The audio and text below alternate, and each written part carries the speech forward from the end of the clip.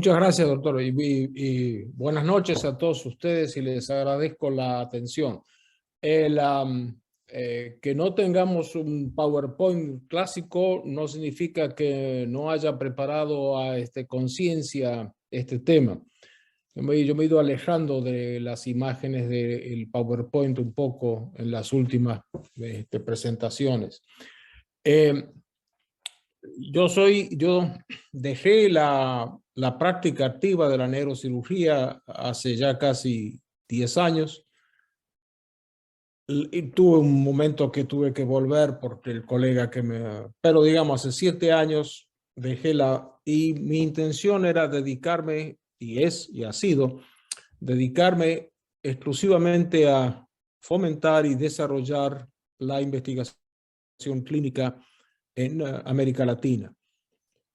Entonces, esta conversación es una síntesis de infinidades de clases, de casi 200 clases o conferencias sobre este tema estructuradas que hemos dado en la UNAM Managua, hemos dado en UNAS en El Salvador, en una universidad en el Perú, la Universidad Científica del Sur en el Perú, y ahora también estamos haciendo en Bagdad, en el Hospital Neuroquirúrgico en Irak.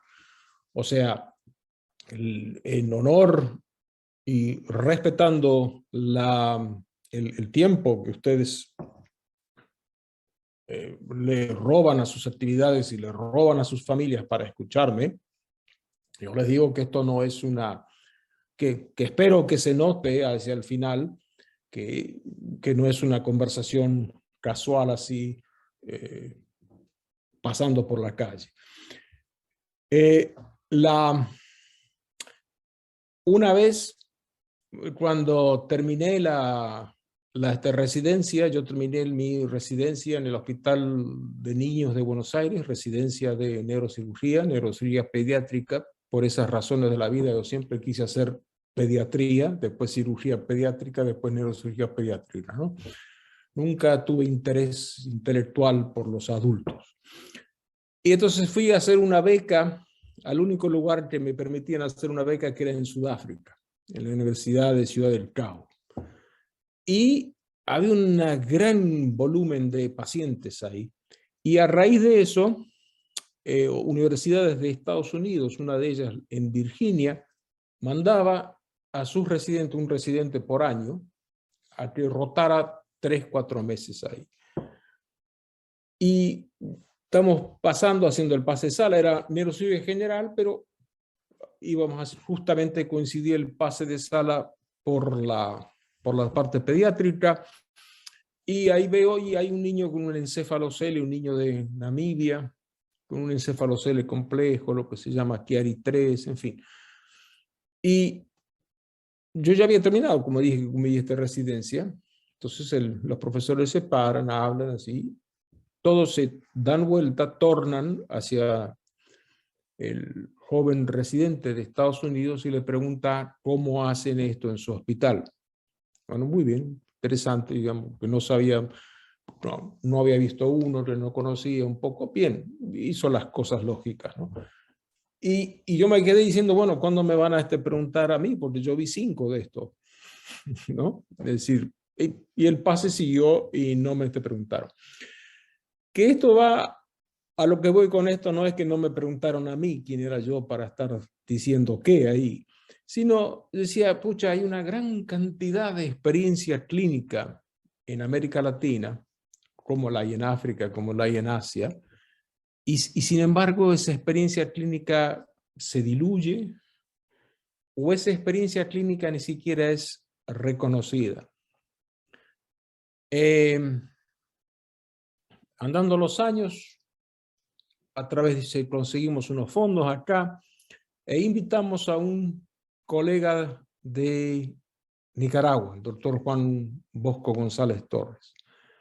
Teníamos que pasar acá 3-4 meses, entraba en el quirófano, tenía pase para las cirugías, todas esas cosas. Y yo veía que, yo le decía, no, Juan, no me sigas a mí, tú eres neurocirujano pediatra, tienes una gran experiencia, no me sigas a mí, sigue a los otros, ¿no? Mira lo que hace la otra gente. Y nadie, y nadie quiere decir nadie, le preguntó a Juan, al doctor González Torres, oye, ¿y cómo hacen en tu país esto? ¿Cómo abordan esto en tu país? Cortando y saltando, mi esposa es anestesióloga y ella es una de las que trabajó y desarrolló de la cirugía de la anestesia para el paciente despierto durante la cirugía cerebral, ¿no? Que no se hacen niños, obviamente, pero se hacen en los adultos, ¿no? A veces para encontrar los distintos focos epilépticos que están cerca de la zona de la corteza motora, por ejemplo, para que no se perturbe. Y viniendo de El Salvador, de donde tenemos a la doctora Solórzano ahí, viniendo de El Salvador en el aeropuerto, porque coincidimos en el aeropuerto, nosotros salíamos y entraba un neurocirujano salvadoreño, le comentaba a mi esposa que estaban haciendo cirugía de columna con el paciente despierto. O sea, no una cirugía de columna con el paciente despierto. ¡Wow! Esto es interesante. Se empezó a hacer acá 2 o 3 años después, ya hace 4 o 5 años atrás, ¿no? Y Bárbara siempre decía, no, pero miren, esto no es nuevo acá. Eso yo ya en el aeropuerto en El Salvador, no, pasó así. Y entonces, cuando yo sé que el doctor Alexis Narváez, les habló de por qué publicar, y yo le decía, siempre tenemos Mateo 5:15, ¿para qué esconder abajo de la cama una lámpara? Usted la pone para que ilumine a otra gente. Las razones de publicar, y ahora voy a ir hacia el génesis de las ideas, las razones de publicar son justamente esas, las de compartir lo que uno ha visto, pero para eso tiene que asumir que lo que uno ve es importante. En muchas de mis clases pongo un poema de Fernando Pessoa, que lo voy a recordar, pero quizás cambie un poquito algún adjetivo, algún verbo ahí. Fernando Pessoa, con el seudónimo de Alejandro Caldeiro, dice, yo no soy del tamaño de mi estatura, porque no soy del tamaño de mi aldea, sino soy del tamaño de lo que veo. Y eso es la esencia metafísica de la investigación clínica. Ustedes, nosotros, todos, somos del tamaño de lo que vemos. Y si lo ven en Managua, o lo ven en Baltimore, o lo ven en Berlín, o lo ven en Kinshasa, no importa, es el tamaño de lo que ven.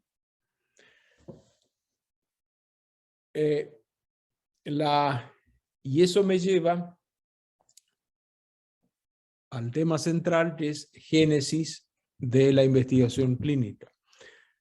En mis publicaciones, yo ahí tengo 70 y pico por ahí, yo de las primeras cometí el error que cometemos todos, o sea, todos cometemos ese error, que es ir del tema grande, ¿no? Voy a estudiar glioma temporal en la población pediátrica.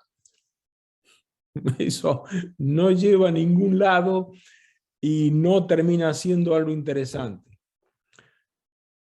Voy a estudiar este paciente, este niño, con un glioma temporal, un glioblastoma temporal, los glioblastomas son raros, un glioma temporal en este niño. A ver, ¿qué me dice este niño? A ver, ¿qué saco de este paciente?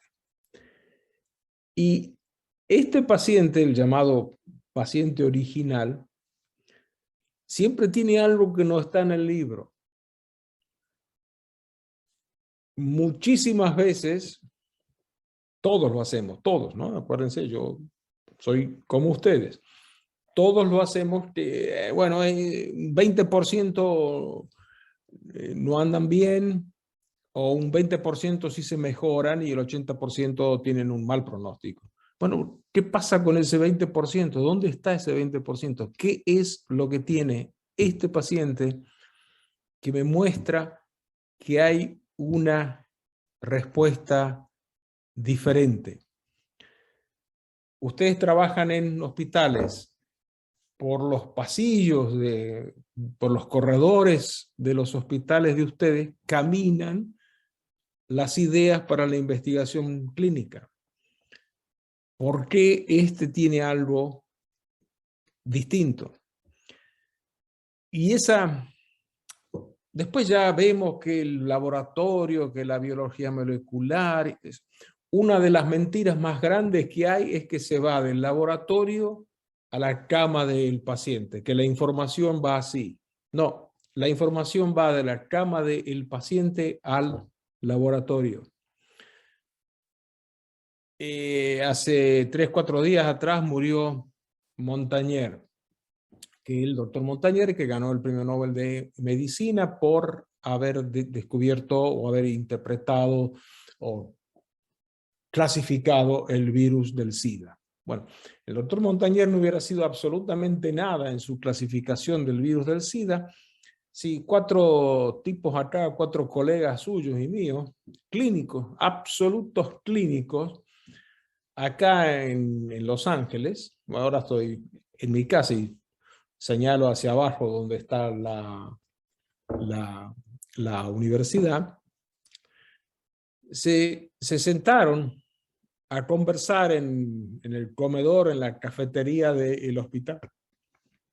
Y esto es textual. Se sentaron a conversar en la cafetería del hospital y comentaron entre ellos que desde octubre a febrero eran 4 médicos. Entre los 4 habían visto 6 muchachos jóvenes homosexuales que tenían una cosa rara con la neumocistis carini, otro tenía sarcoma de Kaposi. O sea, ellos vieron algo. ¿Y qué hicieron cuando vieron eso? Escribieron un pequeño reporte con una característica. Describieron a sus pacientes, cómo se describe, que hacen un pase de sala. Y después voy a comentar la segunda parte del párrafo. Pero a lo que voy es a esto. Ellos contaron, describieron. Y lo publicaron en una revista menor, en el boletín de la CDC. Lo publicaron en un boletín, así mandaron el boletinazo ahí. Y el mundo estalló.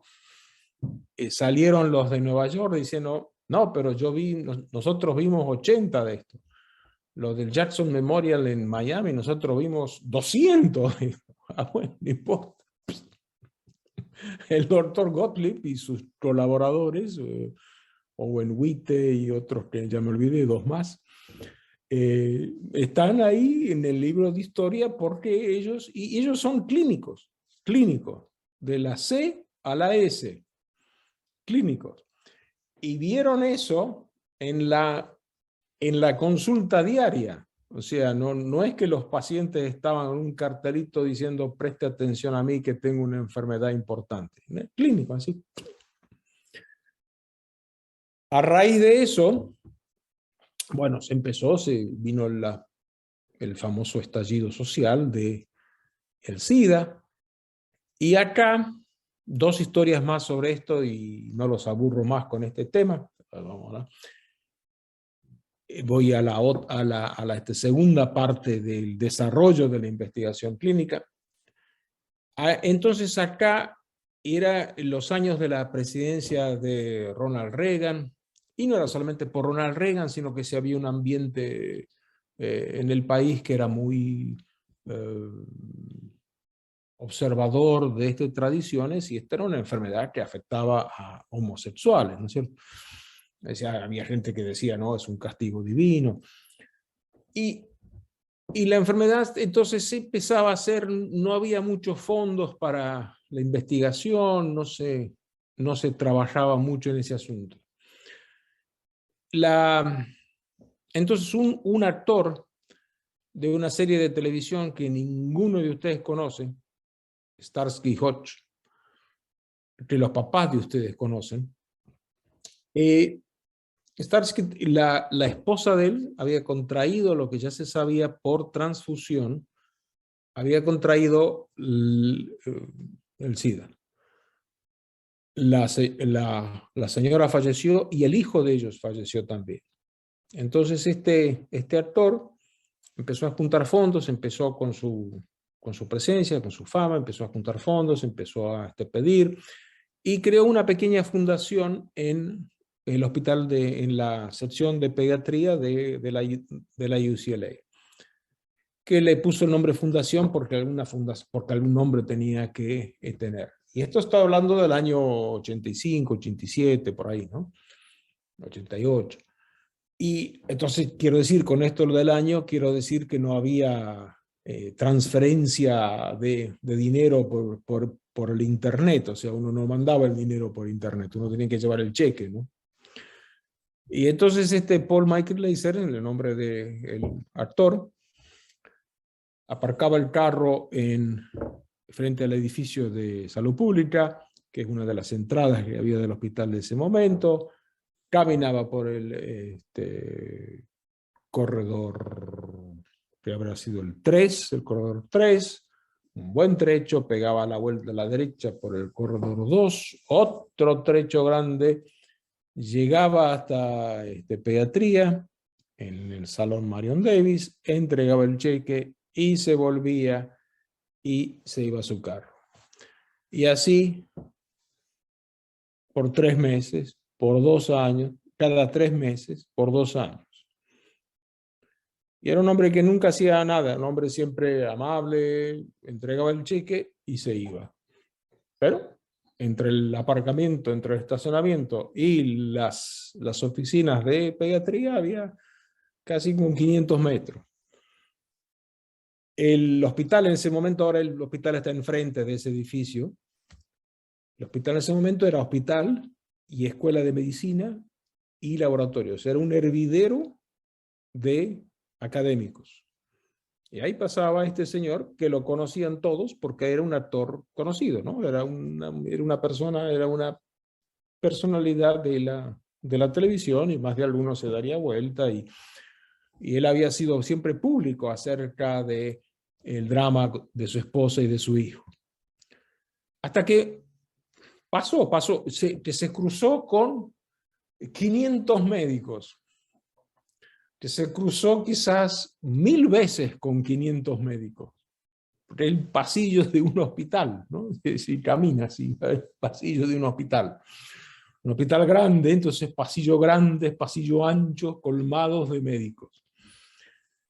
Hasta que ninguno de esos colegas míos, ninguno, se dio cuenta que no soy del tamaño de mi aldea, no soy de mi aldea, que no soy del tamaño de mi estatura, sino soy del tamaño de lo que veo, por eso mi aldea es tan grande como otra en el mundo, hasta que uno de los médicos lo paró y le dijo, ¿cómo es que no te has muerto? Si hace 2 años tuviste una relación sexual con una señora que falleció de SIDA y estás acá, sano, vivito, coleando.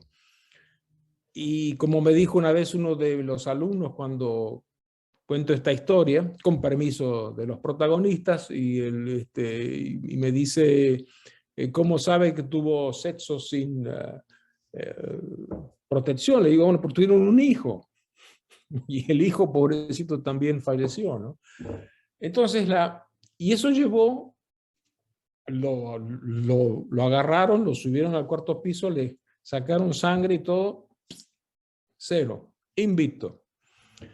Como el otro hijo de la pareja que había sobrevivido, eran 2 hermanitos, uno falleció y otro invicto. Bueno, No la voy a hacer larga porque no es el tema de la historia de la medicina. Tengo otras historias para contarles, pero entienden lo que les quiero decir. Es que la evidencia clínica, que la evidencia clínica, las enfermedades, las patologías, no están en los laboratorios y bajan hacia no hay que estar en el laboratorio. Los laboratoristas, los investigadores de las ciencias básicas, todos esos se secan inmediatamente si ustedes, nosotros, los clínicos, dejamos de aportarle nuestras observaciones. Y esas observaciones son a ojo desnudo. ¿Me van siguiendo o los estoy aburriendo? Vamos bien, ¿no? Sí, vamos, perfecto. Sí, sí, vamos Magnífico. agarrando bien la idea, sí. Vayamos al año, en ese momento después del SIDA, como se ha escrito tanto sobre el SIDA por ese encuentro, pero puedo hablarle de otros casos parecidos. ¿Cómo voy a hacer? Voy a lo sumo y luego voy a esta segunda parte importante de esto. Como en ese momento la enfermedad afectaba a haitianos, homosexuales, hemofílicos y abusadores de heroína, se llamaba la enfermedad de las 4H, ¿no? Haitianos, porque tenían hemofílicos, abusadores de heroína y homosexuales masculinos. La enfermedad de las 4H. No tenía nombre todavía. En la ciudad de Antwerp o de Amberes, en Bélgica, que es una ciudad importante en Europa, pero no es Bruselas, no es la capital, ¿no? Había un interno, se llama Peter Piot, que hoy es el jefe del Hospital de Medicina Tropical en Londres. Peter Piot era interno, así como recién recibido, estaba haciendo su internado. Entonces, como interno que está haciendo su internado, le dicen, bueno, tú te pones a cargo de hacer las admisiones, las historias clínicas de los pacientes nuevos. Antwerp es una ciudad de puerto, una ciudad portuaria. Recalco, sin ofender, que Antwerp no es Bruselas, o sea que este muchacho, Peter Piot, no era el más brillante de los estudiantes, no había conseguido un puesto de una residencia en Bruselas o en otra ciudad donde fuera. En Antwerp, digamos, con respeto a todos los de León, la capital es la capital, ¿no? Y está ahí sentado, está admitiendo pacientes, y el Congo, en África, que había sido el centro de donde se irradió el SIDA, el Congo había sido una colonia belga, entonces existía ciertos lazos culturales entre los dos países, y los congoleses con dinero, cuando tenían que tratarse, se iban a Europa, y cuando se iban a Europa se iban a Bélgica, y muchos viajaban en barco, llegaban a Antwerp, el puerto de Antwerp. Y Piot se empieza a dar cuenta que la gente que admite hay mujeres. Entonces manda el artículo al New England Journal of Medicine diciendo, miren, cuidado, que las mujeres que no son haitianas, hemofílicas, ni abusadores de heroína, y obviamente no son homosexuales femeninas, también tienen Kaposi, Pneumocystis carini, inmunodeficiencias. Y el New England, que es la revista más prestigiosa de la medicina, una de las 2, 3 más prestigiosas de la medicina, se lo rechaza. Le dice, no, no puede ser. A lo que Peter Piot dice, pero si yo lo estoy viendo, yo estoy viendo acá enfrente mío a una señora. Bueno, finalmente consiguió que el Lancet publicara, que es la otra revista importante, que el Lancet publicara ese artículo y con ciertas consideraciones, y esto es especial, que no lo creemos mucho, que este muchacho, que no lo dicen directamente, pero sí se puede leer, este muchacho acá es un interno de Bélgica, ¿qué sabe? Bueno, ¿qué sabe? No. Sí, bueno, hoy Peter Piot es Peter Piot, pero su primera contribución, su primer home run, digamos, como se diría en Nicaragua, su primer gol de campeonato, su primer pase grande en la clínica, lo hizo con los dos ojos, con los ojos, nada más, mirando, con la curiosidad. Y claro, publicó y claro, como es una idea nueva, se la rebotaron, ¿no? Bueno, historias como esas hay cientos, pero la observación es lo que lleva a, es el origen de cualquier trabajo de investigación clínica. Entonces, en vez de empezar un trabajo de investigación clínica diciendo, voy a ver cuáles son las características radiológicas de los tumores de este seno en pacientes primíperas, eso no va a ningún lado, va a encontrar 30 primíparas, va allá y va a ser un bodrio. Se lo van a publicar por ahí, pero va a ser un bodrio. En cambio, uno ve una paciente primípera, y estoy hablando obviamente sin conocer sobre el tema, y voy a decir quizás cosas muy erróneas. Uno ve una paciente primípera y dice, bueno, pero el libro dice que tal o cual estructura alveolar, no sé, debe de tener 3 milímetros o 5, y esta es un poquito más grande, o esta es un poquito más chica, o esta señora o señorita no tiene dolor de pecho, o esta señora y señorita sí está distinto. O sea, ustedes agarren el libro de texto canónico de la especialidad, ábrenlo, miren un paciente y van a ver que durante la práctica, durante el día, van a ver 2 o 3 pacientes quizás que no están en el texto. Y esos son los que hay que, esos son el germen de la investigación clínica. Ese es el germen, es el motivo. Mis primeros artículos cometían ese error. Mi primer artículo era tumores de méduloblastoma en la ciudad del Cabo. ¿A quién le interesaba eso? Nada de esas cosas, ¿no? Después en México, cuando estuve viviendo en México, trabajaba en el Hospital Infantil de México, ahí yo hacía risotomías, una cirugía, y la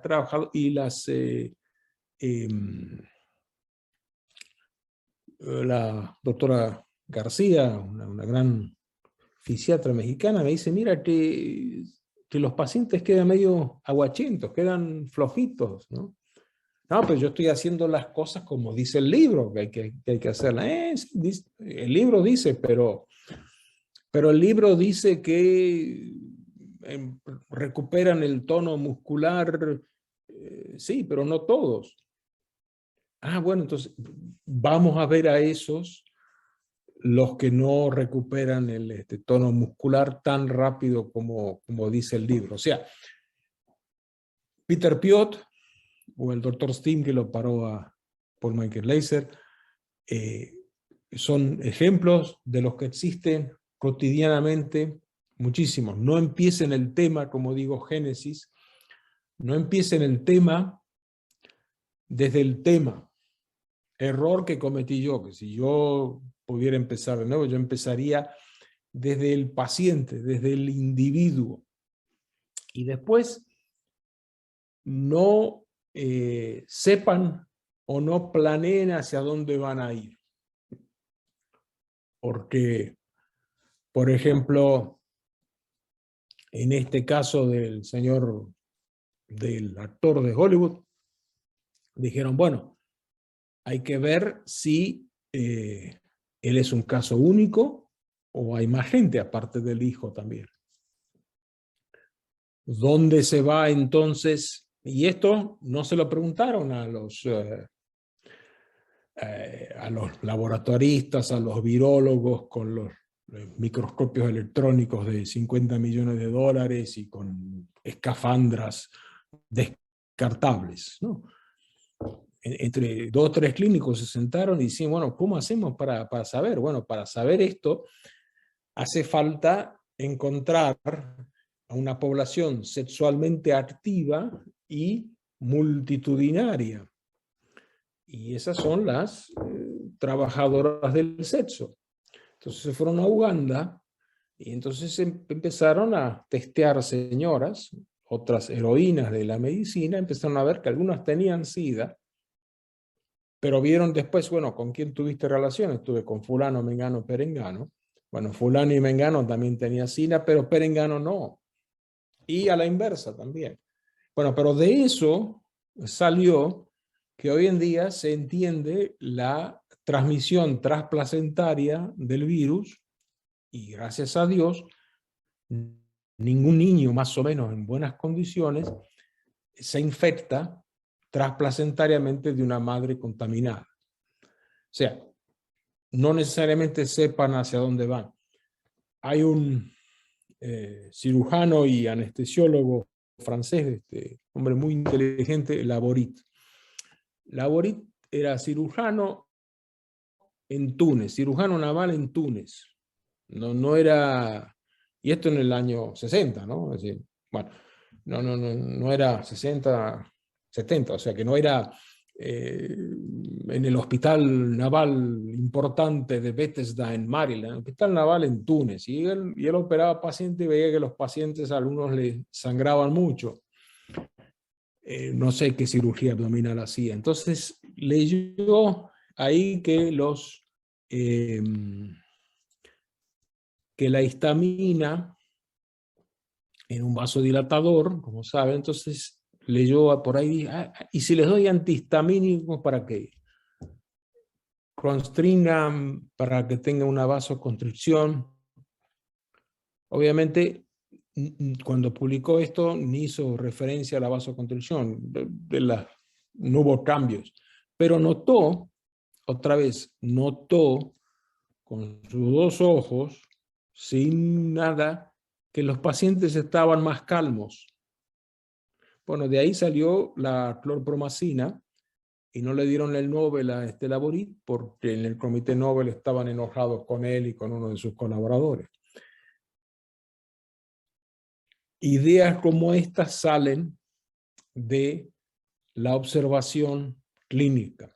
Y ahora salto de la segunda parte, o sea, génesis o origen de las ideas de investigación clínica está ahí en el paciente afuera. Y esto no es una frase demagógica, ¿no? Vayan a las masas, no. Está ahí en los pacientes. Presten atención en los próximos 10 o 20 días y van a encontrar 1 o 2 pacientes que se escapan de la norma. Se escapan. ¿Y esto por qué no va? ¿Y esto por qué sale? Y esto es interesante. ¿Cómo es que este señor, cómo es que esta señora, a veces como pasa en nuestros países,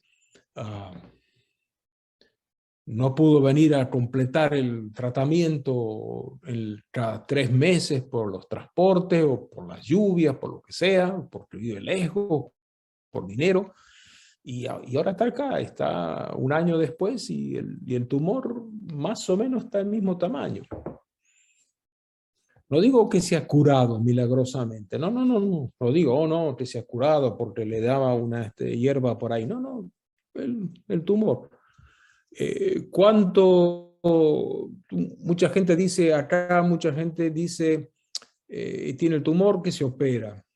Muy bien, sí, también es una buena, pero por desgracia nosotros vemos gente, nosotros allá en América Latina, que llegan tarde, entonces, y vemos una curva de crecimiento tumoral que no es tan drástica como dice el texto, porque el texto no sabe, sino que tiene una curvita distinta. Y no estoy hablando de medicina tradicional, ni de hierbas, ni nada por el estilo. Estoy hablando de observaciones biológicas, concretas, que él nos dice solamente el paciente. Lo último que digo con esto, y voy a la segunda parte, así podemos contestar preguntas, que la segunda parte es más breve. La mayoría de los habitantes del mundo vive en los países que se llama de mediano y bajo índice económico, no sé cómo, ¿no? ¿Entiende? La mayoría de los países del mundo viven en América Latina, África y Asia. Eso no hay duda. Y buena parte de Europa también, Europa del Este. Y eso significa que la mayoría de las patologías, cualquiera sea, está en esos países. en América Latina, combinada América Latina, desde acá, desde México hasta Ushuaia, hay más casos de cualquier patología que ustedes quieran imaginar que en Estados Unidos. De gana. Busquen la patología más rara que se les ocurra, alguna deficiencia a la quinta enzima de la novena célula hepática, que si hay 3 en Estados Unidos, hay 9 allá abajo, seguro. Pero, y esos 9 que hay abajo no se los encuentra, voy a buscar la patología. El paciente le va a decir a uno, cuando uno lo mira con curiosidad, cuando uno lo mira como miraba la boritis, decía, ¿y estos por qué están dormidos? ¿Será por la histamina? ¿O están dormidos, están tranquilos por la antihistamina? ¿O cómo hacen con el actor? ¿Y cómo es que no te has muerto? Y esa observación perdida en una cantidad inmensa de médicos que lo vieron, cuando la enfermedad era boca de todo el público. Peter Piot, interno, jovencito ahí, 25 años, mira así, así, anota y dice, pucha, y estas son todas mujeres, ¿no es cierto? Y el establishment es tonto y lo ignora. A la segunda parte, ustedes encontraron algo que les despertó la curiosidad. El desarrollo para que sea publicable y para que los incite a ustedes a seguir buscando es la explicación. El buen trabajo explica. Aunque la explicación sea que se demuestre años después que no fue así, no importa. El buen autor arriesga una explicación.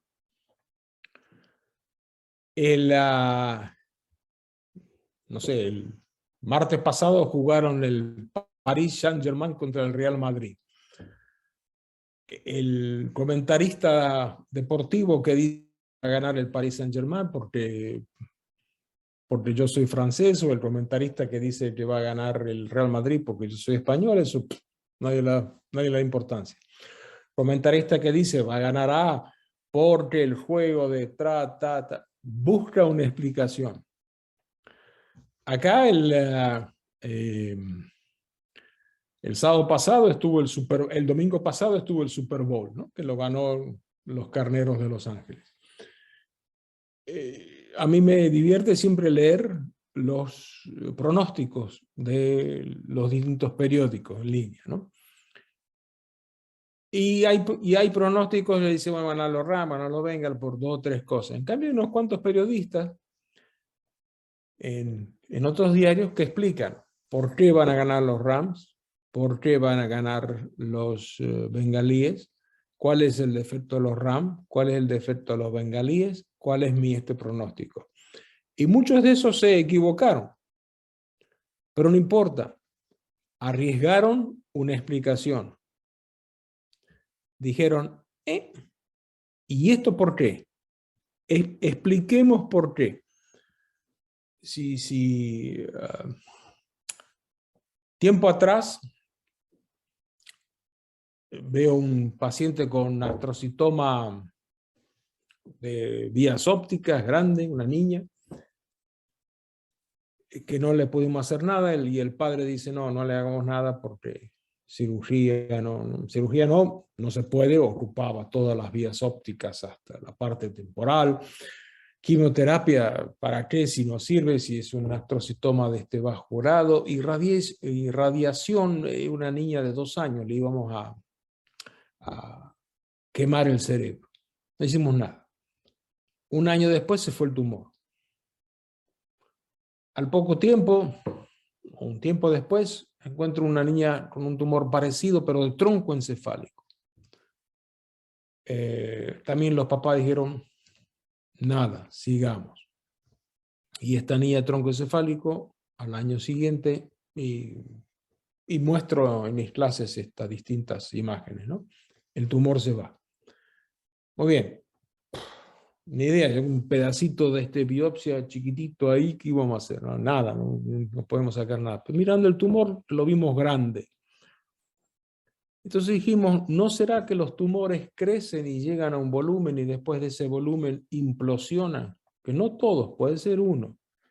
Agarramos un matemático ahí, y con el matemático empezó a hacer una figurita, una cosa teórica, ¿no? Muy así teórica. Pero arriesgamos una explicación. Una explicación, nada más. ¿Será el volumen? Y bueno, puede ser, porque si vemos esto y esto, y el artículo tiene su vida propia, ha sido citado muchas veces, y no es que hemos descubierto ningún secreto de la biología oncológica, pero pudimos entrar el artículo porque hicimos una explicación. Buscando la explicación, buscamos ayuda de alguien que nos pudiera ayudar a explicar. Encontrando a alguien que nos pudiera ayudar a explicar, después salió una colaboración con los matemáticos para hacer otros trabajos parecidos. Es decir, a lo que voy es que la primera parte es la génesis de cualquier trabajo clínico, la tienen ustedes ahí afuera. Por la disposición de estos países de América Latina, de lo que yo conozco desde Nicaragua, ustedes ven más pacientes que nadie de acá. Acá en Los Ángeles sí somos 18 millones, pero hay como 8 millones de hospitales, digamos. O sea, ningún hospital junta 300 pacientes de ninguna patología. Pero ustedes sí pueden tener 330, ¿no? Como sea la patología. Primero es el paciente. Entonces ustedes ven un fenómeno. Les llama la atención ese fenómeno. Ven si hay otro, ven si hay un tercero, juntan 3 o 4. Esta es una cosa interesante, un fenómeno interesante. Pero el fenómeno siempre es el paciente que ustedes ven con sus ojos. Esa es la génesis. Bueno, muy bien. Tenemos esto, hemos visto estos cuatro casos, o 5, o 10, o 20 casos de algo parecido, que no tiene que ser idéntico, ¿no? De los 6 pacientes con SIDA, uno tenía Kaposi, otro tenía Nemociticarini, otro inmunodeficiente, o sea, no tiene, uno les va dando la uniformidad a la observación.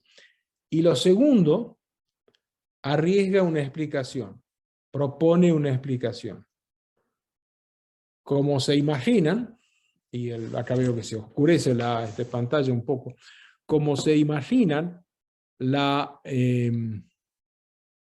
hay quizás más luz, como se imaginan, la explicación que dieron Gottlieb y colaboradores de la patología de los 6 enfermos está totalmente equivocada. Ni se les ocurrió que era un virus. Nada, el virus descubrió después, se propuso después, y que si era esto, que si era lo otro, nada, no importa. Arriesgaron ellos una explicación y dijeron, hay una relación, estos eran marineros, estos eran varones, estos dijeron, puede ser que hay una relación, puede ser que estamos viendo una enfermedad transmitida sexualmente.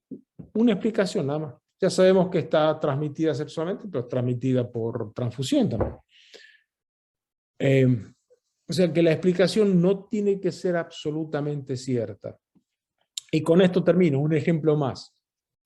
La ciudad de Perth, en Australia. O sea, ustedes conocen Australia como yo, Sydney, Melbourne, Canberra, que es la capital. Pero Perth es una ciudad que está de este lado, del lado oeste de Australia. Ciudad importante, es una ciudad importante, pero si ustedes le preguntan a alguien por la calle directamente Sydney o una ciudad del mundo, Sydney, sí, Australia, Sydney, Canberra, Melbourne. Perth no salta el nombre enseguida.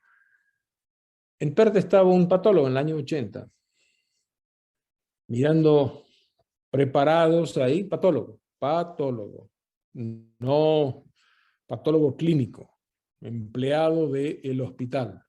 no el jefe de patología del laboratorio tal y tal con un microscopio de 60 millones de dólares, no, el patólogo, el que tenemos en el hospital. Estaba mirando los preparaditos ahí y veía la úlcera gástrica y un bichito.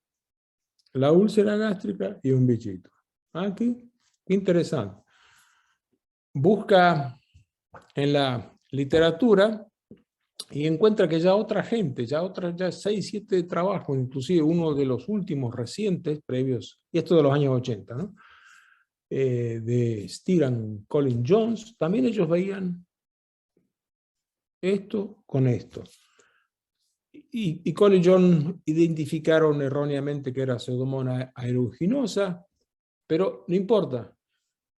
Ellos inclusive publicaron, y el artículo de Colin Jones y Steer, se lo lee ahí, y ellos dicen, sí, encontramos al lado de la úlcera, encontramos una pseudomonas, no importa, una bacteria.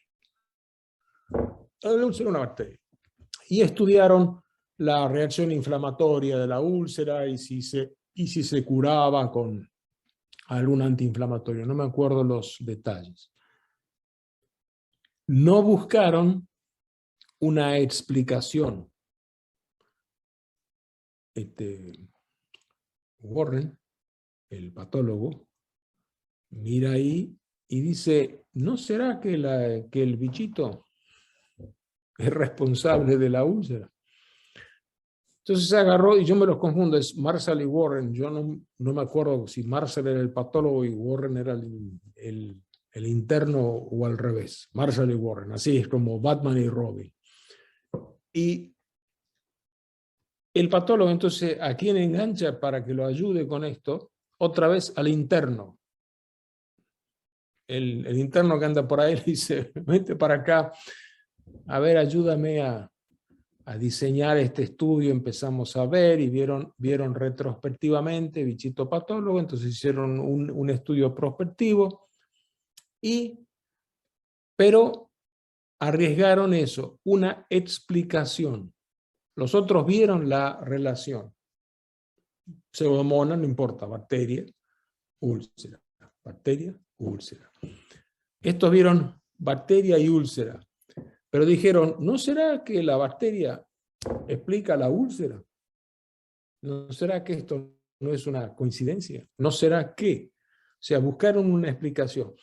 Claro, que cuando uno hace una hipótesis, no hace esta hipótesis diciendo no será que esto, sino ya anticipa lo que quiere encontrar, ¿no? Y se está poniendo oscuro acá, espero que estoy así medio fantasmagórico, veo. Entonces, eso que hace es buscar la explicación. Por ese solo artículo escribieron artículos sucedáneos, escribieron un artículo y le dieron el premio Nobel de medicina. 2 fulanos en Perth, que es una ciudad, otra vez yo digo, si uno pregunta a una gente medianamente educada dónde queda Managua, le dicen Nicaragua o América Central, y le pregunta dónde queda Perth y dice, no sé, Inglaterra, por el sonido, ¿no? Perth es una ciudad de Australia. Y los 2 protagonistas de esta historia, que llevó al premio Nobel y llevó a cambiar el premio Nobel de cuando ustedes ya habían nacido, ¿no? O estaban por nacer, no sé cuántos años tienen. Pero los protagonistas fueron un patólogo, pero no un patólogo jefe de patología, y ya lo estoy cansando con la repetición, un patólogo, el señor que le llevamos los preparados, ustedes son radiólogos, con un interno, así, vente para acá, échame una mano, vamos a ver qué es esto. Y esa es la explicación, y tengo varias más y más que no los voy a cansar, porque ya llevamos 50 minutos. La génesis es la observación. No soy del tamaño de mi estatura, sino soy del tamaño de lo que veo. Por eso mi aldea es tan grande como cualquier otra en el mundo. Y lo segundo, explícame. Platón dice que opiniones son como estatuas. Opino esto, opino otro. El momento que las enlazamos con la causalidad, que es una explicación, esto causa esto, ya no es una opinión, es un conocimiento. Aunque sea, y fíjense, y eso es aplicable para cualquier rama, si sea deportiva, política, económica, cualquier rama, es lo mismo. En el momento que alguien arriesga una explicación, pero para arriesgar la explicación, ustedes tienen que empezar a curiosar, empezar a ver, pensar cuando van manejando. Dicen, ¿no será que esto y esto es lo otro? Y ese no será es lo de Peter Piot, es lo de Marshall y Robbins, es lo de Laborit, esas cosas. Eso es lo de la observación. Entonces, me salgo un segundo, prendo la luz desde acá arriba, haciendo estoy acá como un fantasma, y listo para sus preguntas. Un segundito.